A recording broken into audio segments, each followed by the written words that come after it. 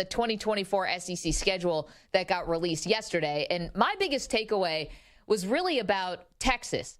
And in 2024, so not this upcoming season, but the next season, I imagine that's going to be the Arch Manning season. Now, Arch could start the beginning of this season.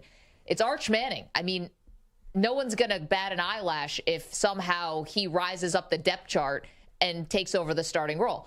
But if he is not starting this year and ends up starting in 2024, he's got a juggernaut of a schedule, I think, for his what could presumably be his first season starting in the SEC. Okay, I mean, every SEC schedule is a juggernaut. So how is this, how did it fall the wrong way for Texas, in your opinion? Having to play Florida, Georgia, Kentucky, Mississippi State, Oklahoma, of course, Arkansas, and A&M. Two rivalries that now get rebooted in the state of, for the University of Texas, and those are happening on the road. Not to mention, let me just add this cherry on top, Texas starts the season in the Big House playing Michigan, obviously not an SEC school, but the best Big Ten school. Between that and Ohio State right now, they can vie for 1 and 1A. Oh, yeah. That's a crazy schedule for Arch Manning. That is getting thrown in the deep end of the pool. Well, I think every SEC, that sounds a little light on the SEC. If you, Georgia, okay, impossible, but at least they're coming to Texas. So you get a little bit of advantage. But where's Alabama? Where's LSU? Well, that's going to be for 2025. Right. I think that's the heart. And the Tennessee, that triumvirate seems to me, I mean, we're projecting forward 2 years, but I don't mind having, you said Mississippi State, right? You don't get Lane Kiffin.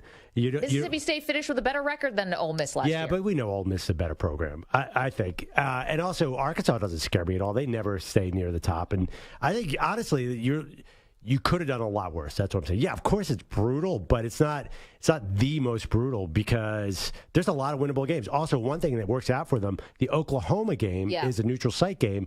That's one road game where they don't have to really go on the road. And they go to Vandy for one of their road games. So the home road split.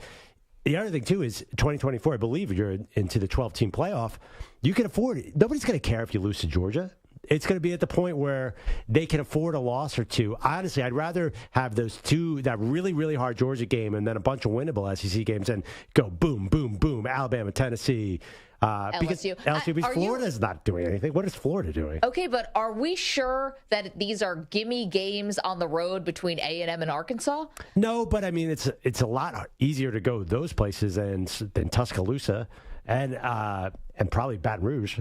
Well, okay, but we're talking about degrees because this is also a rivalry that exists between Texas and Texas A&M, and one I think is, quite frankly, people are excited gets rekindled here and reignited. And then Arkansas, this is a rivalry that goes back to the 1930s or whatever. That's who you're afraid of is Arkansas in all these teams? I'm just saying that they did not do Texas tons of favors here. Yes, they gave them Georgia at home, but that in Florida at home.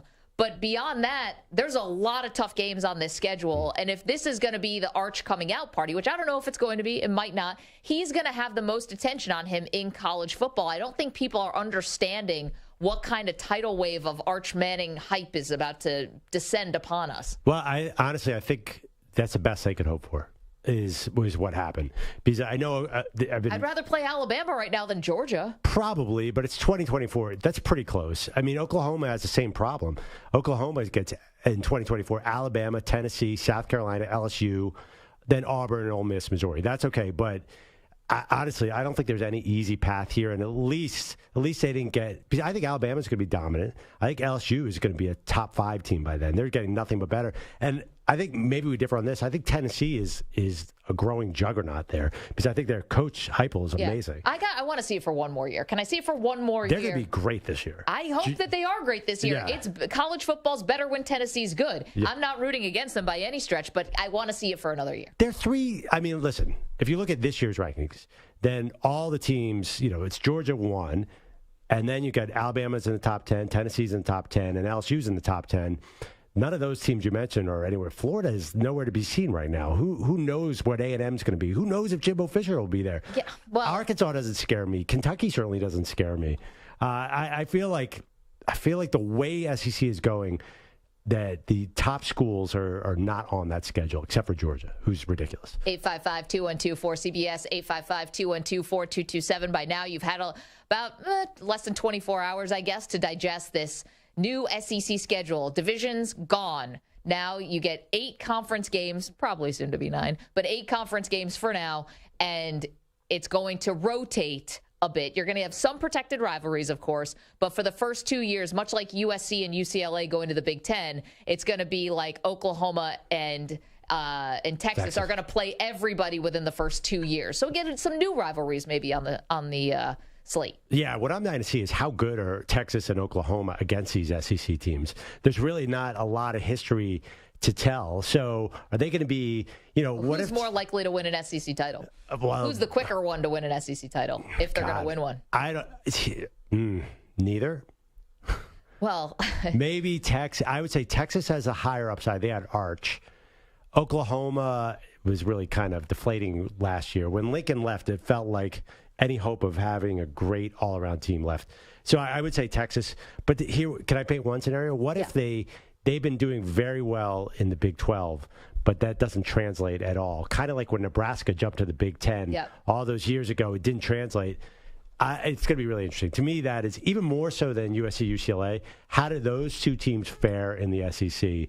I mean, the truth is they might lose all those games you just said. I don't think they're going to. But I mean, would you be more surprised if Texas and Oklahoma were disappointing or Texas and Oklahoma went on a really fast run? I'd be more surprised if they went on the fast run. That would really surprise me. I think it's going to take a little bit of time.